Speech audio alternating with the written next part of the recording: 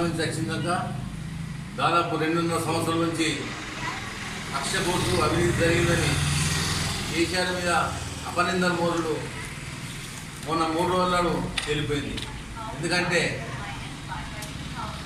1,00,000 కోట్లు అంటే దానికి పెట్టిందే దాదాపు 94,000 కోట్లు ఖర్చు అయింది. ఆ 94,000 కోట్లల్లో లిఫ్టికేషన్లు, కాల్వలు, రివర్స్ పంపింగు ఇవన్నీ కూడా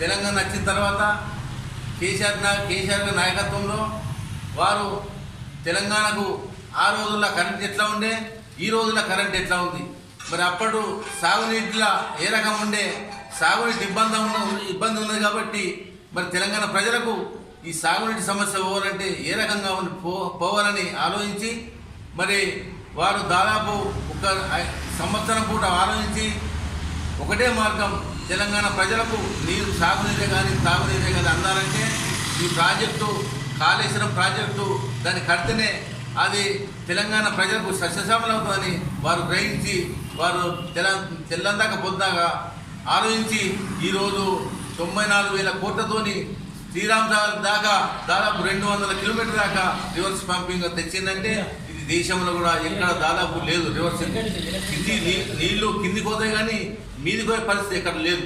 కాబట్టి ఇకనైనా 3 రోజుల నాడు కోర్టు తీర్పిచ్చింది, చెల్లుళ్ళు అన్నట్టు తీర్పిచ్చింది. ఇప్పటికన్నా తెలంగాణ ప్రజలు, తెలంగాణ రైతులారా మీరు ఒకసారి ఆలోచించండి. ఆయన బీసీసీ ప్రెసిడెంట్ ఉన్నప్పుడు కూడా అనేక ఆరోపణలు చేశారు. కానీ ఇప్పుడు ముఖ్యమంత్రి అయిన తర్వాత వాళ్ళ మీద దృష్టి పెట్టలా కానీ ఎటువంటి కేసీఆర్ ఎప్పుడు చనిపోవాలన్న వాదన తప్ప ఆయనకు తెలంగాణ ప్రజల మీద ఏమాత్రం సానుభూతి లేదు. కాబట్టి మొన్న తీర్పుతోని తెలంగాణ రైతన్నారా మీరు ఒకసారి ఆలోచించండి. ఏ రకమైతే ఇప్పుడు కూడా 1,00,000 కోట్ల అవినీతి, 1,00,000 కోట్ల అవినీతి అంటే ఖర్చు పెట్టితే 1,00,000 కోట్లు కాదు. మీరు యావత్ తెలంగాణ ప్రజల ఒకసారి ఆలోచించి రాబోయే రోజులల్లో వారికి తగిన గుణపడని చెప్తారని మేము కుక్కర్ మండలం నుంచి మేము హెచ్చరిస్తాము. జై తెలంగాణ.